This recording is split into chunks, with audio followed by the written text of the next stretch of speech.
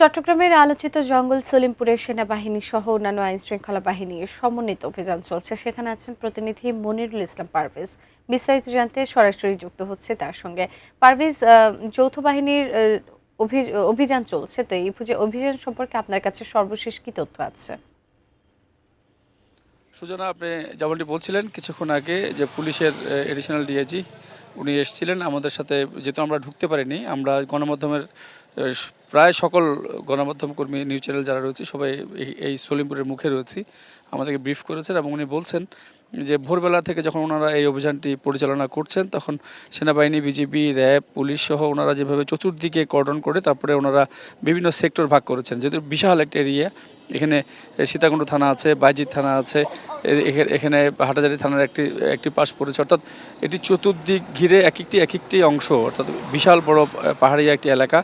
আর এই অভিযানটির খবর, ওদের নেটওয়ার্ক এত স্ট্রং, এটি খবরটি আগেই ওরা যে কোনোভাবে ওরা পেয়ে গিয়েছে। তার প্রেক্ষিতে এই ঠিক ভোর রাতের আগেই এখানে একটি যাওয়ার সময় একটি ছোট ছোট কালভার্ট রয়েছে, সেই কালভার্টগুলো ভেঙে দিয়েছিল এবং কিছু নষ্ট ট্রাক এনে সেখানে ব্যারিকেড সৃষ্টি করেছিল। এগুলো সরাতে অনেক বেগ পেতে হয়েছে প্রশাসনকে, যার কারণে এগুলো সরাতে গিয়ে তারা কিন্তু সরে যাওয়ার, যেহেতু পাহাড় বিশাল বড় এরিয়া নিয়ে এই পাহাড়, তারা সরে যাওয়ার যে একটি প্রক্রিয়া সেই সময়টি তারা পেয়েছে, যে তারা প্রত্যেকটি জায়গায় জায়গায় সেই ব্যারিকেডটি তারা দিয়ে রেখেছিল। তবে যতটুকু বলেছে যে বেশ কিছু সন্ত্রাসী আটক করতে সক্ষম হয়েছে।